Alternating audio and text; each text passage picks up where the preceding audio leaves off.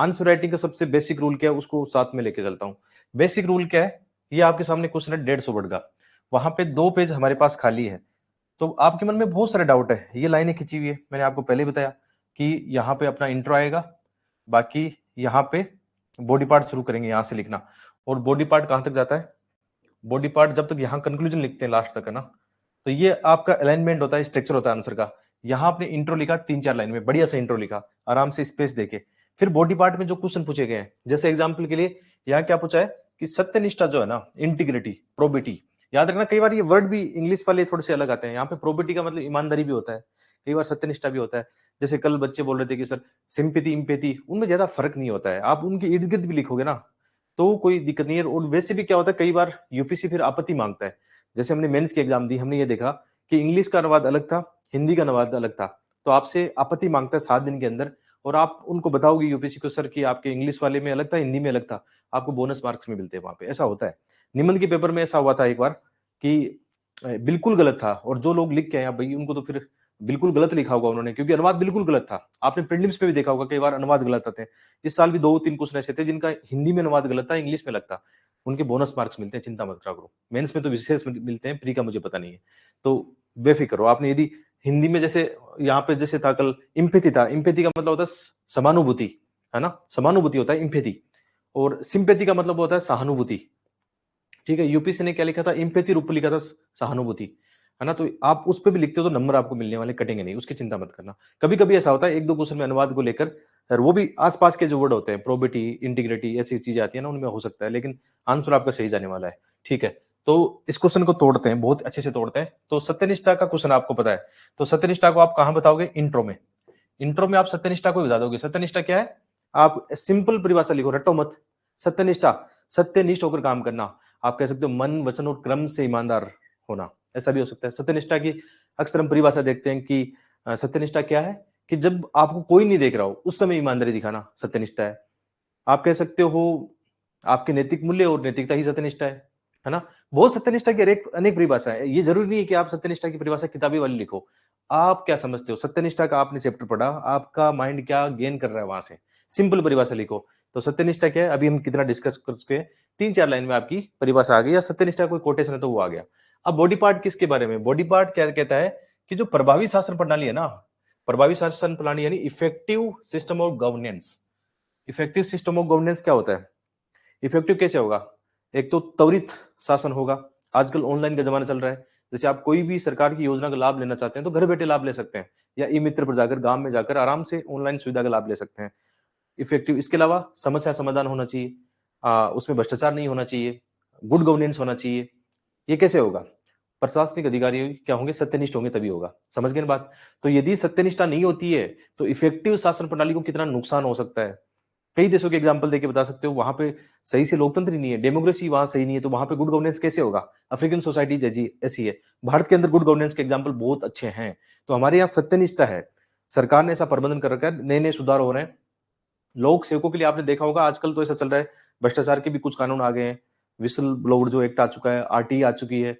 ठीक है, ऐसे बहुत सारे टूल है, संविधान में कुछ नियम है। इसके अलावा सिविल सेवकों के लिए आचार संहिता, आचरण संहिता सब बना रखी है। तो कोई भी गलत काम करेगा, सत्यनिष्ठा नहीं अपनाएगा, तो उसको समय पूर्व ही आजकल तो रिटायर किया जा रहा है। आपने देखा होगा आजकल ऐसा चल रहा है, बहुत सारी जो राज्य सरकार अपना सर्कुलर जारी कर रही है कि कोई भी लोक सेवक ऐसे भ्रष्टाचार में लिप्त पाया गया तो उसको समय पूर्व ही नौकरी से निकाला जा सकता है ना, इफेक्टिव शासन के लिए। ठीक है, और ये सामाजिक आर्थिक विकास, देखो इस बात को समझो, किसी भी देश का सामाजिक आर्थिक विकास, इसको हम कह सकते हैं सर्वांगीण विकास, या अंतिम छोर पर बैठे व्यक्ति को लाभ कब मिलेगा, जब वहां का प्रशासन अच्छा होगा और सत्यनिष्ठ होगा। एक तो ये कह सकते हैं, या दूसरी दृष्टिकोण से भी कह सकते हैं कि जैसे हम लोग समाज में रहते हैं, इन्वायरमेंट में रहते हैं, एक आर्थिक वातावरण में रहते हैं, तो हमने ये चीज नोटिस की होगी, कुछ लोग बहुत ज्यादा अमीर हो जाते हैं, कुछ लोग बहुत गरीब हो जाते हैं। ये कब होता है, जब उस देश की जो पॉलिसीज है उसके अंदर सत्यनिष्ठा ना हो, या उसमें सर्वांगीण विकास की बातें ना हो, तो एक वर्ग को ज्यादा लाभ मिल सकता है। आजकल हम डिजिटल गैप की बात करते हैं, तो डिजिटल गैप में क्या होता है, जो लोग कैपेबल है, जो स्किलफुल है, जो डिजिटल टेक्नोलॉजी जानते हैं, वो लोग आगे निकल जाते हैं। बाकी जो निरक्षर है वो तो पहले से ही पीछे था, और टेक्नोलॉजी की वजह से और पीछे हो सकता है। तो सरकार की जिम्मेदारी क्या बनती है, सरकार की जिम्मेदारी बनती है इसको अवेयरनेस बढ़ाई जाए, जैसे जो आम व्यक्ति वो भी टेक्नोलॉजी वाली चीजों को इस्तेमाल करके अपने जीवन में आगे बढ़ सके, है ना। तो सत्यनिष्ठा, इसके लिए बहुत सारी चीजें हैं, प्रैक्टिकल रूप से आते हैं। मैं टीचर हूं, मेरी सत्यनिष्ठा क्या है? ईमानदारी से आपके साथ मैं जुड़ा रहूं, ईमानदारी के साथ हम एज ए मेंटर आपके लिए काम करता रहूं, उसमें कोई एक्सक्यूज ना हो। ठीक है, ये मेरी सत्यनिष्ठा। आपकी सत्यनिष्ठा क्या है? समाज में आपका व्यवहार लोगों के साथ कैसा है, इन्वायरमेंट में आपका व्यवहार कैसा है, इन सब चीजों की वजह से क्या होता है, पॉजिटिव चीजें होती है। अब इसका उल्टा कर लो, यदि आप की फैमिली में, आप में या समाज में सत्यनिष्ठा नहीं होगी, किसी देश में सत्यनिष्ठा नहीं होगी, तो क्या होगा? अपराध होगी, हिंसा होगा, विश्वास नहीं होगा, हम एकता नहीं होगी हमारे में। तो ऐसे करके इसको हम आगे बढ़ाते हैं। तो इसकी दो डिमांड है, एक तो है सत्यनिष्ठा कैसे प्रभावी शासन प्रणाली और सामाजिक आर्थिक विकास के लिए अनिवार्य है, आपने पॉजिटिव देके बताया। एक सेकंड में इसका पार्ट हो गया नेगेटिव। और मैंने आपको पहले ही बोला है, हमेशा बॉडी पार्ट में दो डायमेंशन अक्सर होते हैं, एक डायमेंशन को हमने यहां कवर किया, सेकंड वाले डायमेंशन को यहां कवर किया। और एक डायमेंशन जब हम आगे बढ़ेंगे समय के साथ में, अभी खुद से जोड़ेंगे। कई बार तो ये होता है, ये जो वाला पार्ट होता है ना, सॉल्यूशन वाला पार्ट होता है, जिसको इंग्लिश में लोग वे फॉरवर्ड भी बोलते हैं। अपने को लिखना नहीं वे फॉरवर्ड लिखना नहीं, अपने को लिखना है समाधान क्या हो सकता है। कुछ अच्छे टूल आपने बता दी, इनोवेशन आइडिया आपके पास आ गए कि ये समाधान हो सकता है। जैसे आप कह सकते हो प्रभावी शासन प्रणाली और सामाजिक आर्थिक विकास में सत्यनिष्ठा लाने के लिए क्या उपाय हो सकते हैं। वो एग्जामिनर ने पूछा नहीं है, फिर भी दो चार पॉइंट डायग्राम बना के जोड़ते हो, आपका आंसर इफेक्टिव आएगा और उससे ज्यादा बेटर दिखेगा, डायमेंशन अच्छे से कवर होगी। तो ऐसे करके अपना आंसर होना चाहिए। तो बच्चों आपने जैसे लिखा होगा, आपने देखो बहुत ही, आप सबसे पहला क्या होगा, आपका आंसर का जो स्ट्रक्चर है ना, वो बहुत ही बढ़िया होना चाहिए। 2 पेज में आपने लिखा।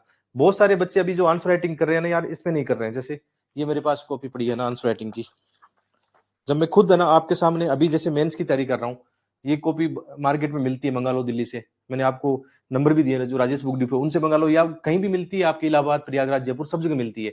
ऑनलाइन मंगा लो, अमेजन, फ्लिपकार्ट, सब जगह मिलती है।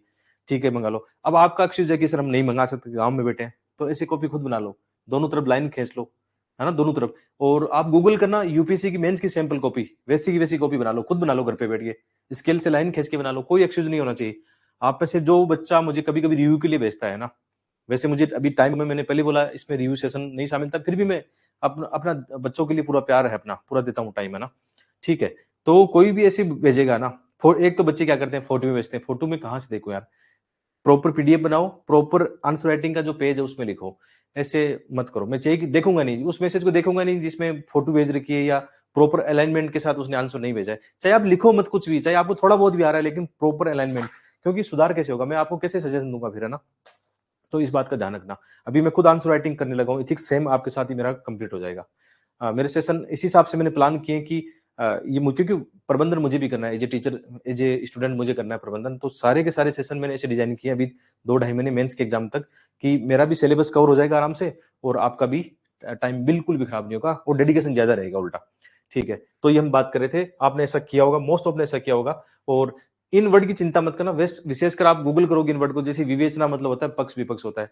एक होता है ना, कई बार आता है इल्यूस्ट्रेटेड, ऐसा कुछ आता है ना वर्ड आता है, उसका मतलब होता है हिंदी में उसको लिखते हैं दृष्टांत, मतलब उदाहरण देकर समझाओ, थोड़ा एग्जाम्पल देकर समझाओ, उसका फर्क पड़ता है।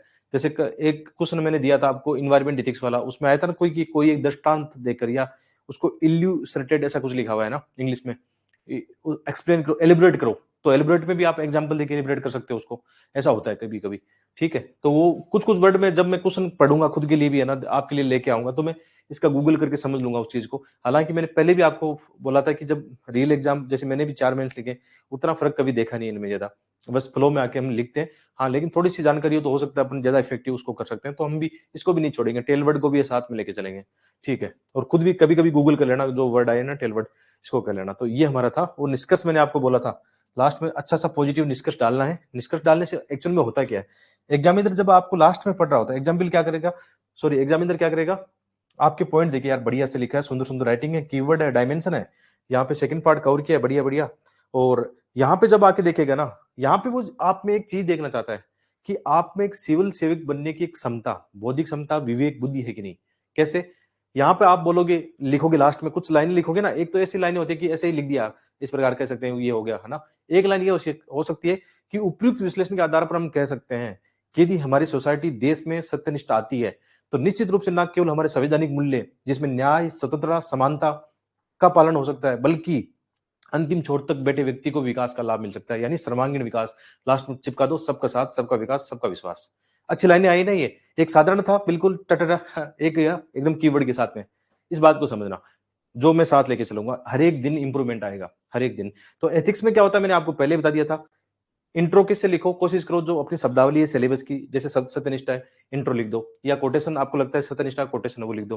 कंक्लूजन किसे एंड करना है, जस्टिस, आप कह सकते हो स्वतंत्रता, मूल अधिकार, कर्तव्य, ऐसे करके, सोसाइटी है ना, लॉ एंड ऑर्डर, ऐसे करके, मतलब पॉजिटिव इंपैक्ट डालना है कि इस उपयुक्त विश्लेषण के बाद में जो आपने डिस्कशन किया है उसके आधार पर हमारी सोसाइटी क्या होगी, बहुत ही सुंदर होगी। फिर से दोहराता हूं, कंक्लूजन कैसा होगा, पॉजिटिव होगा, इनोवेटिव होगा, जितने भी संवैधानिक मूल्य हैं, कुछ कीवर्ड उनको इस्तेमाल करना है, कुछ सरकार की जो वर्तमान पॉलिसी में चलते हैं कुछ अच्छे अच्छे कोटेशन, जब जैसे एग्जाम्पल के लिए सबका साथ, सबका विकास, सबका विश्वास, ऐसा हो गया ना।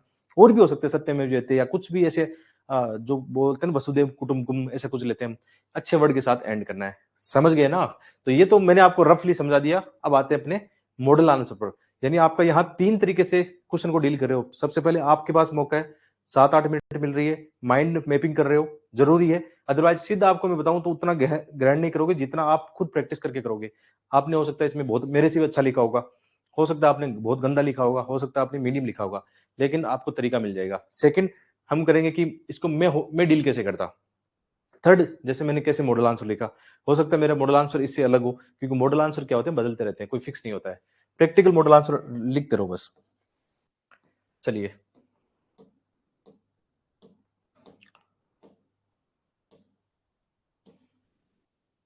ये मॉडल आंसर आपके सामने है। तो अभी हमने क्या डिस्कशन किया था रफ में, कि कैसे क्वेश्चन को हम लिखेंगे। तो मैंने बोला था 2-3 लाइन में आप क्या लिखोगे, इंट्रो लिखोगे। 2-3 लाइन में सुंदर सा इंट्रो लिखोगे, बढ़िया सा। और इंट्रो लिखना है क्वेश्चन की डिमांड के हिसाब से, अपने हिसाब से कुछ नहीं करना। इसे पूछा सत्यनिष्ठा किया, लिख रहे हो किसी और के बारे में, नैतिकता के बारे में लिख रहे हो, या कुछ और ही लिख रहे हो, है ना, वो नहीं करना है। नौकरशाही के बारे में लिख रहे हो, वो नहीं करना। क्वेश्चन क्या है, सत्यनिष्ठा का। तो इंट्रो क्या है, अपने जीवन में उस नैतिक आदर्शों व ईमानदारी का पालन करना ही सत्यनिष्ठा है। देखो सिंपल परिभाषा, रट्टा नहीं मारना, ठीक है। बाद में जैसे यहाँ पे मेरे पास स्कोप था कि थोड़ा सत्यनिष्ठा को मैं डायग्राम से दिखा दूं ना, थोड़ा अच्छा लगता है डायग्राम से दिखाना। इनसे क्या फर्क पड़ता है, नो डाउट फर्क पड़ता है, पैराग्राफ की बजाय डायग्राम से फर्क पड़ता है। सत्यनिष्ठा का दिखा दिया भाई, सत्यनिष्ठा क्या होती है, ये सच्चाई, ईमानदारी, कर्तव्यनिष्ठा, वस्तुनिष्ठता, है ना, मन वचन कर्म से आप ईमानदार हो। सत्यनिष्ठा वही तो है ना, जरूरी नहीं कि यही सेम कीवर्ड लिखो जो किताब में लिखे हैं। आप भी जानते हो सत्यनिष्ठा क्या है, सत्यनिष्ठ होकर काम करना। कैसे करेगा, सत्य, अहिंसा सब आ जाएगा उसमें, ईमानदारी सब आ जाएगी, ठीक है। डायग्राम फ्लो चार्ट बनाओगे अच्छा दिखेगा। तो इसके बाद में कुछ की डिमांड क्या थी कि यार सत्यनिष्ठा कैसे, है ना, प्रभावी शासन प्रणाली के लिए वेरी वेरी इंपॉर्टेंट है सत्यनिष्ठा। अब देखो, और साथ में क्या था, सामाजिक आर्थिक विकास। कुछ बच्चों ने क्या किया, दोनों को साथ रखा है। पॉजिटिव, पॉजिटिव में क्या रखा है कि सत्यनिष्ठा किसमें, प्रभावी शासन प्रणाली और सामाजिक आर्थिक विकास, वो भी अच्छा है। आपको लगता है कि नहीं यार साथ रखना थोड़ा ज्यादा मिक्स हो रहा था ना, मजा नहीं आ रहा, अलग भी कर सकते हो, कोई दिक्कत नहीं है। जैसे मैंने यहाँ अलग करने की कोशिश की है इनको, क्योंकि टाइम भी था।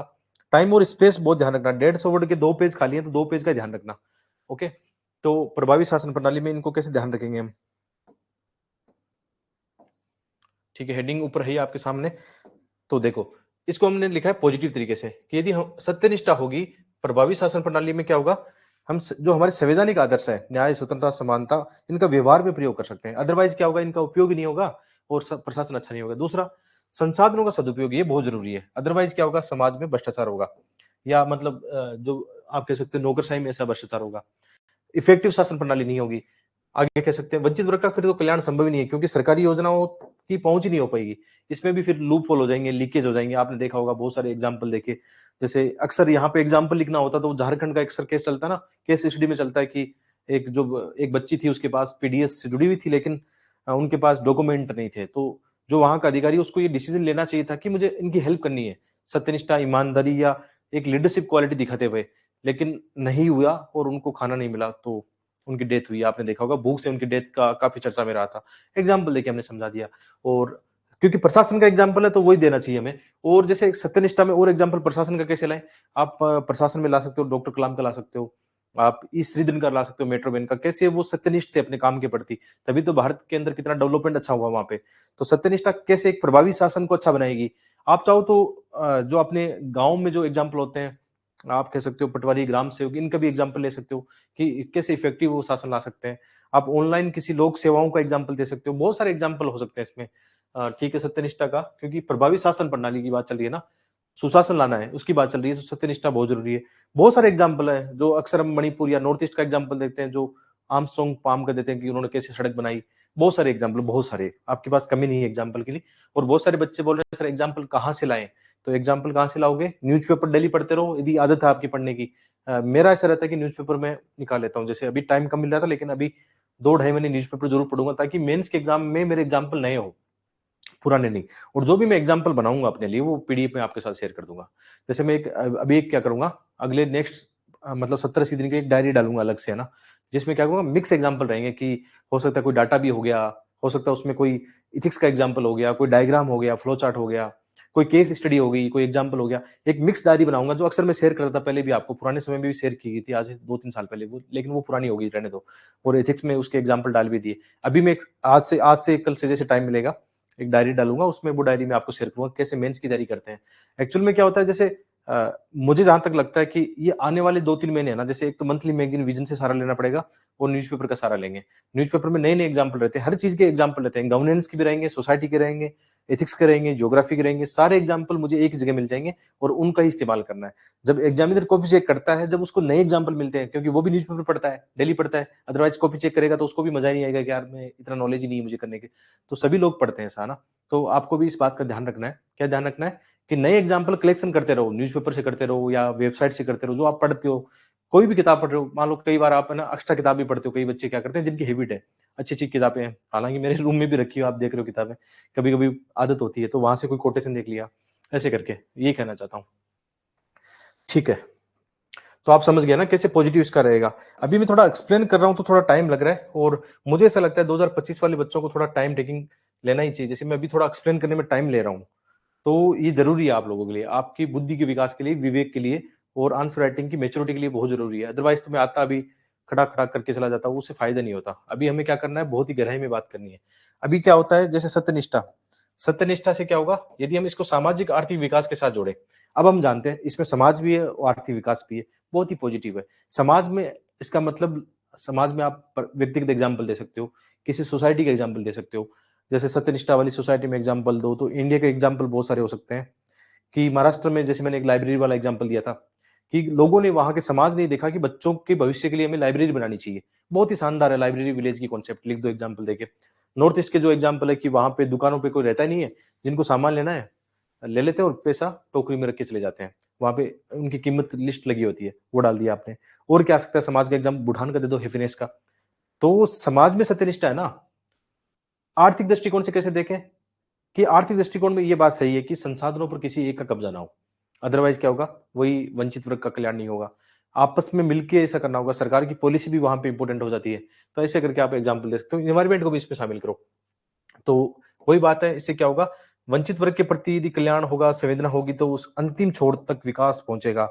एग्जाम्पल देखिए, हमने केस स्टडी या एग्जाम्पल देके बता दिया कि जो उज्ज्वला योजना है उसमें ऐसा हुआ, सरकार की पॉलिसी थी, समाज सब ने इसमें इफेक्टिव रोल निभाया। क्यों निभाया, आपने देखा होगा बहुत लोगों ने सत्यनिष्ठ होकर जो एलपीजी सब्सिडी है छोड़ दी कि यार ठीक है गरीबों को मिले।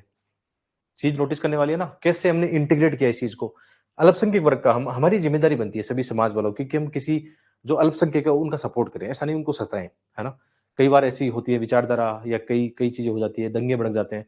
तो मतलब एज ए ह्यूमन बीइंग जो है, जिनमें बहुत ज्यादा अच्छी ह्यूमिलिटी होती है ना, अच्छी मानवता जिसमें होती है, जो रिस्पेक्ट करना जानता है सामने के। और ये बात भी आपके लिए भी लागू होती है, आप जिस समाज में रहते हो, आप व्यक्तिगत तौर पर मैं ये मानता हूं कि आप में एक मानवीय गुण होना चाहिए। सबसे पहले एज ए मानव होते हुए आपको जो डिसीजन लेने हैं, किसी भी विचारधारा, किसी भी चीज से बाइस्ड होकर या नेगेटिव एटीट्यूड के साथ ऐसा नहीं करना है। ठीक है, आपको अपने नैतिकता का पालन करना है, तो ये सत्यनिष्ठा उसमें आती है। ये हो गया।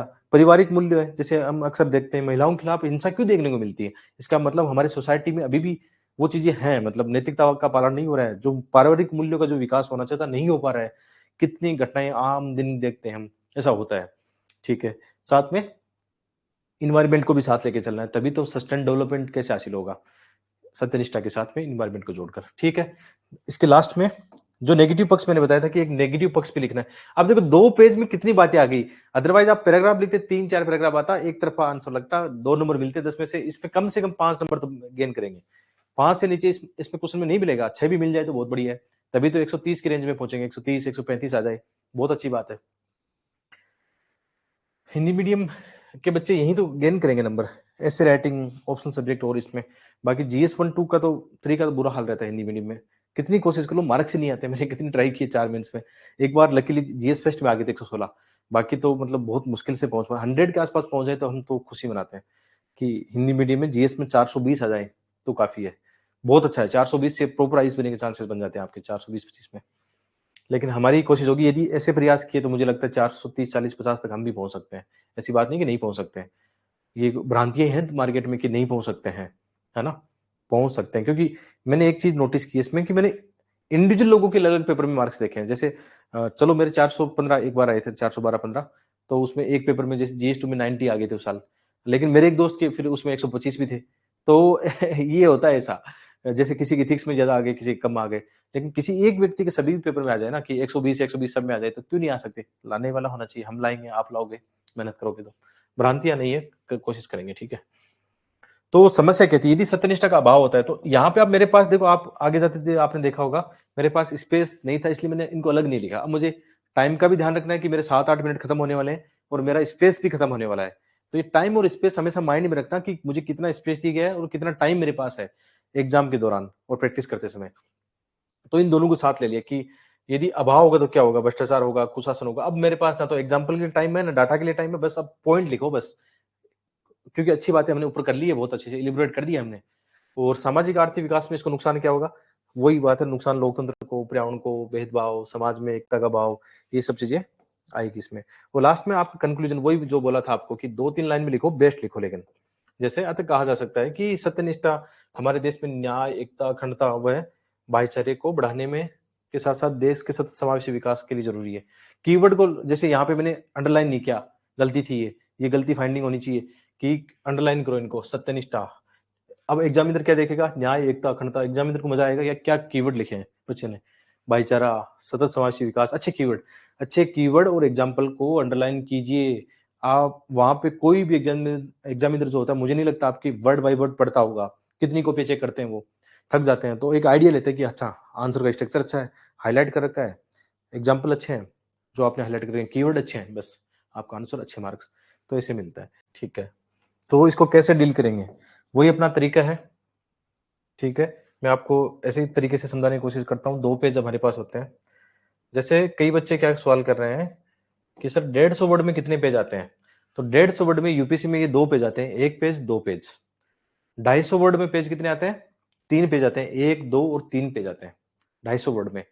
केस स्टडी जैसे 250 वर्ड की होती है एथिक्स में, 3 पेज आते हैं। पहले 4 पेज आते थे, लेकिन अब कम कर दिए ना। और बाकी जो जीएस के क्वेश्चन होते हैं 250 वर्ड के ना, उसमें आते हैं। हो सकता है ऑप्शनल सब्जेक्ट में ज़्यादा हो, 400 वर्ड का क्वेश्चन हो कोई, तो उसमें 4 पेज आ जाएँगे, है ना? नॉर्मली हो गया ना आपका, बहुत ही आसान है, लगभग आप एवरेज लेके चल सकते हो। जैसे 1 पेज के अंदर आपके कितने 70-80 वर्ड आ जाते हैं, है ना? नॉर्मली ऐसा हो सकता है। तो 150 वर्ड में 2 पेज है, 250 वर्ड में 3 पेज है, ठीक है, ये हो गया। अब देखो वही बात चालू करते हैं, स्टार्ट कैसे आंसर का फ्रेम करते हैं। आप माइंड फ्रेम करा करो थोड़ा-सा, है ना? अभी ऐसा भी कर सकते हो, तो घर पे बैठ के जैसे कुछ क्वेश्चन, अच्छा, घर पे होमवर्क आपके लिए आपको डिसाइड करना पड़ेगा अब, ठीक है? कैसे डिसाइड करना पड़ेगा? ये टॉपिक चल रहे हैं, तो आपको एक काम और करना है, सेल्फ पीवाईक्यू एनालिसिस करने हैं। जैसे अभी एथिक्स का सिलेबस चल रहा है, तो डेली क्या करना है, 2023 का पेपर उठाया, 22 का, 21 का ट्रेंड देखते रहना है। सेल्फ एनालिसिस करोगे तो वो माइंड में चीज़ चली जाएगी। हर चीज़ मैं बताऊँगा तो बस पता ही लगेगा, रिसर्च का आइडिया नहीं होगा, जो खुद को भी करना है। जैसे अभी हमारे टॉपिक चल रहे हैं, टॉपिक वाइज़ पीवाई को देखो, कुछ क्वेश्चन उठाया, रफ में देखा कि कैसे इसका मैं तोड़ता हूँ इसको। सर ने ये बताया कि इंट्रोडक्शन में लिखना है, कि हाँ, मुझे इंट्रो में लिखना है, बॉडी पार्ट में ये लिखना है। जैसे जब आप क्वेश्चन को तोड़ते हो ना, तो वही कीवर्ड आपके आंसर में आएँगे, इसका मतलब आप में भटकाव नहीं आएगा क्वेश्चन को लेकर। अदरवाइज़ हम क्या करेंगे, क्वेश्चन लिखते समय पता ही नहीं लगेगा हम कहाँ पे चले गए, है ना? और ऐसे पेपर में वहाँ पे 10-12 पेज खाली आते हैं। एक ऐसे लिखने के लिए 10-12 पेज खाली आते हैं। 1000 वर्ड में आपको लगभग ऐसे लिखना होता है। तो आराम से सिंपल है। तो इसमें क्या करें, इसमें दिया हुआ है कि अभिवर्ती क्या एक महत्वपूर्ण घटक है। किसके लिए? मानव विकास में निवेश, इनपुट का काम करता है। और ऐसी उपयुक्त अभिवृत्ति का विकास कैसे करें जो एक लोक सेवक के लिए आवश्यक है। तो आप कह सकते हो लोक सेवक एटीट्यूड के बारे में पूछा गया थोड़ा सा, या उसको डेवलप कैसे करें। एक अच्छी जो पॉजिटिव एटीट्यूड है, एक लोक सेवक कैसे डेवलप करें, क्योंकि आप ये जानते हो कि एक लोक सेवक की बड़ी भूमिका होती है। यदि किसी भी एक लोक सेवक का एटीट्यूड किसी भी धर्म, जाति या एक विशेष समाज के प्रति होता है, उसकी अभिवृत्ति नेगेटिव होती है, तो उसका प्रशासन का नेगेटिव इम्पैक्ट पड़ेगा जनता पे। आप जानते हो अच्छी तरह से। एग्जाम्पल देके अक्सर कई बार समझाता हूँ कि जैसे मान लो कोई दंगे हो रहे हैं कहीं, है ना? और किसी एक वर्ग का कोई वहाँ पे जो भी सिविल सेवक है, एसपी वगैरह है, और उसकी किसी दूसरे वर्ग को लेकर उसका एटीट्यूड जो है, अभिवर्ती जो है, नेगेटिव माइंडसेट है कि हाँ यार, उस धर्म के या इस जाति के, इस लोग के, इस समाज के लोग तो बेकार ही होते हैं, मतलब वो फिर एक जस्टिफाई नहीं कर पाएगा अपनी पोजीशन का, है ना? तो उसका एटीट्यूड क्या होना चाहिए? पॉजिटिव एटीट्यूड होना चाहिए। ठीक है, इस बात का ध्यान रखना। अभिवर्ती आपके साथ भी होता है, आपकी किसी के प्रति अभिवर्ती कैसी है, पॉजिटिव है, नेगेटिव है, आप उसके हिसाब से डिसीजन लेते हो। ठीक है, देखो इसमें क्या करना चाहिए, यहाँ पे जो 3-4 लाइन में इंट्रो जो आएगा, किसका आएगा? ये वर्ड पकड़ो, देखो कैसे क्वेश्चन को डालते हैं। इंट्रो आ गया अभिवर्ती का, अभिवर्ती की यहाँ पे आपको क्या लिखनी है? परिभाषा लिखनी है। ठीक है, अब अभिवर्ती एटीट्यूड क्या होता है? आप कह सकते हो ये किसी विशेष परिस्थिति में किसी एक व्यक्ति की अन्य लोगों, समाज, घटना के प्रति अपनी आम राय, ये क्या हो सकती है? पॉजिटिव और नेगेटिव हो सकती है। आ गया सिंपल सी परिभाषा अभिवर्ती की। अभिवर्ती मतलब अपनी एक राय, अपनी एक ओपिनियन किसी के भी प्रति, है ना? ये पॉजिटिव और नेगेटिव हो सकती है। ठीक है, ये अभिवर्ती की आपने परिभाषा लिख दी, बहुत ही सिंपल परिभाषा लिख दी। अब क्वेश्चन की डिमांड क्या है? ये एक इसका पार्ट है। कौन सा पार्ट है? कि जो अभिवर्ती है ना, कैसे मानव के विकास में इनपुट करता है, ये एक पार्ट है। तो बॉडी पार्ट का जो पहला पार्ट आएगा यही आएगा। आप चाहो तो यहां पे हेडिंग दे लो कि कैसे अभिवर्ती है ना मानव के विकास में निवेश है। यहां पे लिख सकते हो कि अभिवर्ती मानव के विकास में इनपुट है। कैसे इनपुट है? आप चाहो तो आप इसको देखो, यहां पे पॉइंट लगा दो, ऐसे लिख दो। बहुत सिंपल तरीका भी है कि 2-3 लाइन में लिख सकते हो। जैसे आप कैसे करोगे, जो भी आपको लिखना है ऐसे कर सकते हो। ठीक है, एग्जाम्पल देखिए, या ऐसा कर सकते हो कि जैसे कैसे इनपुट करती है, तो इसको आप डायग्राम से लिखो यहाँ पे कि अभिवर्ती कैसे मानव के विकास में इनपुट करेगी। आपके पास डायग्राम है तो ऐसे लिखो। ठीक है, ऐसे करके भी लिख सकते हो, आपकी मर्जी है, थोड़ा इनोवेशन रखना है बस, ऐसा भी कर सकते हो। ठीक है, पहला वाला पार्ट हो गया। और सेकंड वाला पार्ट कौन सा है कि एक उपयुक्त अभिवर्ती का विकास कैसे करें? तो आप लिखोगे लोक सेवक के लिए। यहाँ पे जो लोक सेवक है, हेडिंग देना कि लोक सेवक के लिए उपयुक्त अभिवर्ती का विकास कैसे करना है, कैसे करना है, कैसे करें का विकास कैसे करें, जो हेडिंग है ना उसको देना है। तो इसको भी आप हेडिंग बना लिए। अब देखो क्वेश्चन की दो ही तो डिमांड थी, एक तो ये डिमांड थी, मेन डिमांड ये भी थी, दो डिमांड थी बस इसको लिखने कैसे इसका विकास करेंगे। इसमें भी चाहो तो ये बना सकते हो, लेकिन पैराग्राफ नहीं लिखना है। याद रखना डायमेंशन एटलीस्ट 5 डायमेंशन तो लिखने हैं। जैसे ये हमने हेडिंग दिए तो इसके 5 डायमेंशन, 5 चीजों के साथ इसको इंटीग्रेट करना है, 5 अलग अलग एग्जाम्पल या 5 अलग अलग चीजें आनी चाहिए उसमें। ठीक है, ऐसा करना चाहिए। तो ऐसा करके जैसे एग्जाम्पल के लिए कि कैसे लोक सेवक का विकास करेंगे भाई, एक लोक सेवक के लिए एक अच्छी अभिवृत्ति का विकास कैसे करेंगे। आप जानते हो एक लोक सेवक जब बनता है तो लबास में जाता है, लबास में उसकी क्या होती है, एक ट्रेनिंग होती है। ट्रेनिंग में ये सब चीजें सिखाई जाती है उसको। आजकल तो एक और काम कर दिया, क्या समय समय पर क्या हो रहा है, ट्रेनिंग में सुधार हो रहे हैं। जैसे आपने वो सुना होगा मिशन कर्मयोगी, मिशन कर्मयोगी में यही तो ना कि कैसे एक लोक सेवक का आगे समय के साथ में उसमें जो भी बदलाव करें, इनोवेशन लाएं, उनकी क्षमता में विकास करें, तो ये भी हो रहा है। और क्या हो सकता है, उनकी जो आचार संहिता है, आप कह सकते हो आचार संहिता है, जो नैतिक आचरण है, उनमें भी सुधार हो सकता है, उसमें भी इनोवेशन हो सकता है, या इसको सही इफेक्टिव तरीके से लागू कर सकते हैं। और क्या हो सकता है, कैसे विकास करें, थोड़ा सा उनका क्या हो सकता है, नैतिक शिक्षा या नैतिक परीक्षण हो सकता है उनका, कुछ इथिक्स चल रही है ना, तो नैतिक प्रशिक्षण हो सकता है उनका कुछ, ये हो सकता है। उनको जब सिलेबस होता है, जो भी ट्रेनिंग का सिलेबस होता है, उसके अंदर ये चीजें समावेश की जा सकती है, नैतिकता वाली, नीति शास्त्र के मूल्य जो है, नैतिक प्रशासनिक नैतिकता के मूल्य उसमें समावेश किए जा सकते हैं। और क्या हो सकता है, उपयुक्त अभिकृत का विकास कैसे करें, कानून, कुछ कानून बनाए जा सकते हैं, है ना, प्रशिक्षण, मीडिया, इनका रोल हो सकता है। ऐसे ऐसे करके आपको अलग अलग तरीके से एटलीस्ट 5-6 डायमेंशन कवर करनी है। ठीक है, और ये था कि अभिवर्ती मानव के विकास में कैसे, अभिवर्ती मानव के विकास में कैसे इनपुट करती है, इसको भी लिखेंगे एक अलग इनोवेशन के साथ। अभी मैं सोच पा रहा हूं कि उस तरीके से लिखेंगे। लास्ट में आपको क्या लिखना है, बढ़िया से कंक्लूजन। इस प्रकार हम कह सकते हैं कि जो एक सकारात्मक अभिवृत्ति है ना, ना केवल एक व्यक्तिगत विकास के लिए, बल्कि जो एक सिविल सेवक होता है, उसके जो निर्णय होंगे और जिनका इफेक्ट किस पे होगा, हमारे देश पे होगा, उसके न्याय पे होगा। जब जैसे वो जहां पे जस्टिस करेगा, वो समानता के कार्य करेगा, योजना क्रियान्वयन करेगा, तो लास्ट में हमारे देश का वही सर्वांगीण विकास, पॉजिटिव पॉजिटिव पॉजिटिव। निष्कर्ष पॉजिटिव, अच्छे कीवर्ड याद रखना, ये चीजें इनोवेशन हो आपके पास। आपको कुछ और भी आइडिया समय के साथ में याद में रहेंगे, आप खुद भी इनोवेशन करोगे।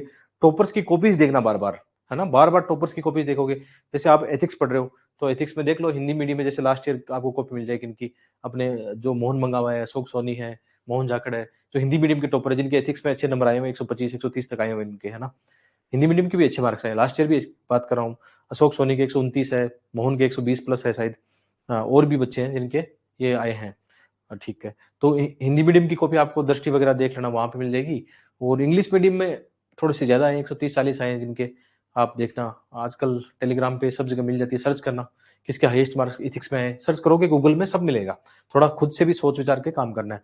तो ये एक देखो आंसर का फॉर्मेट देखो कितना बढ़िया लग रहा है। अदरवाइज वो फॉर्मेट होता है, जैसे मैं ट्रेडिशनल फॉर्मेट की ओर बताऊं, गलतियां क्या करते हैं, ये गलतियां करते हैं। जैसे ये क्वेश्चन है, जहां पे जिस चीज की नीड हो ना वो करनी है। जैसे एथिक्स में क्या, इसमें क्या होगा, जीएस के चारों पेपर है ना, निबंध में ये चल सकता है। निबंध में आप क्या कर रहे हो, एक पेज में 3 पैराग्राफ लिख रहे हो, चल जाएगा।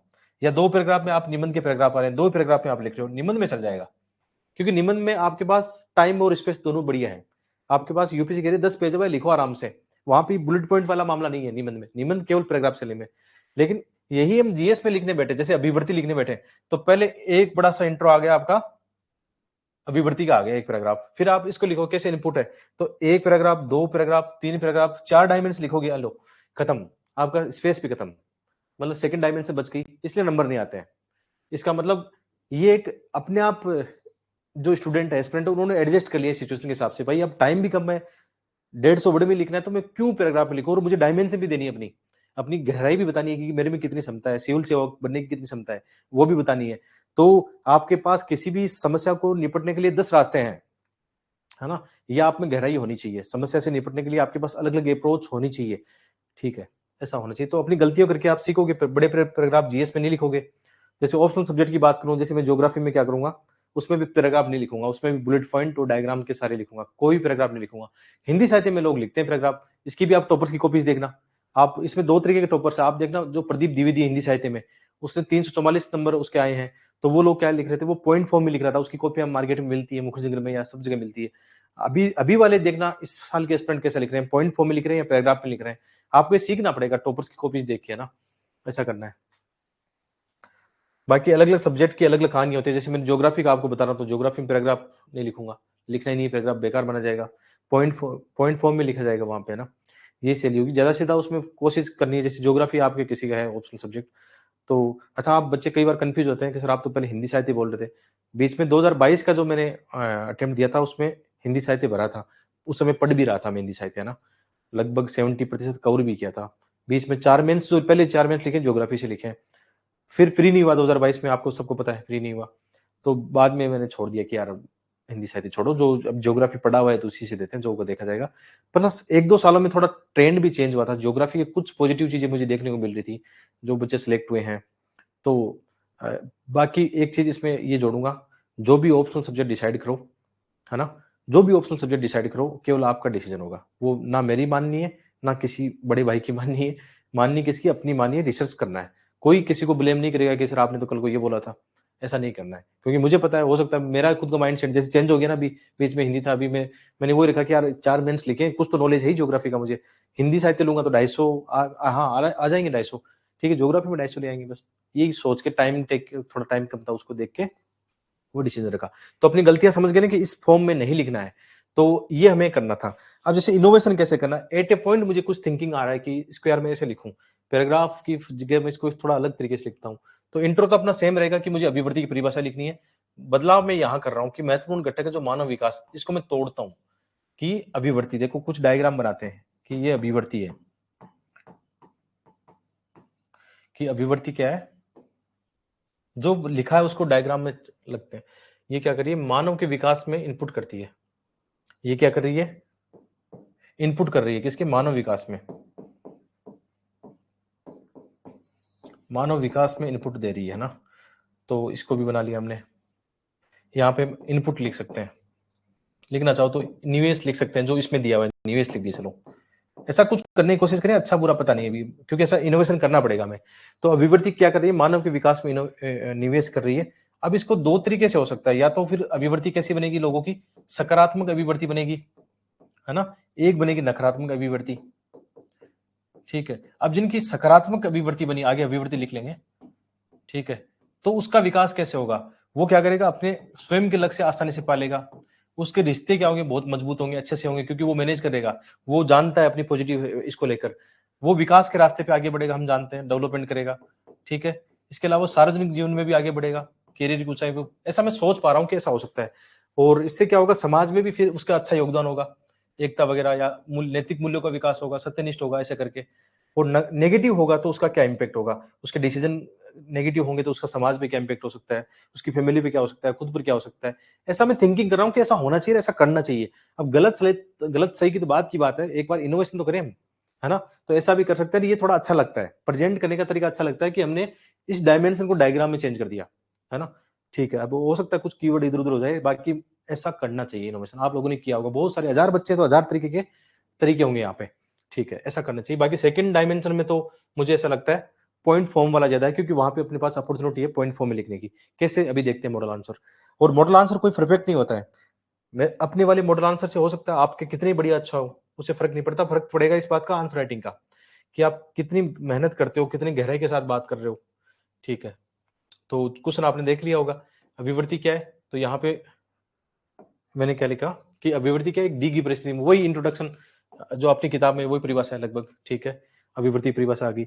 यहाँ पे थोड़ा सा मुझे ऐसा लगा कि इसको प्रेजेंट करना चाहिए, लेकिन एक चीज ध्यान रखना, आपको कोई भी फालतू की चीज नहीं लिखनी है। जैसे यहाँ पे डायग्राम की नीड नहीं थी तो नहीं करना है, लेकिन एक्चुअली मैंने क्या किया, मैंने इसको जोड़ा है किसके साथ में, मानव विकास के निवेश में।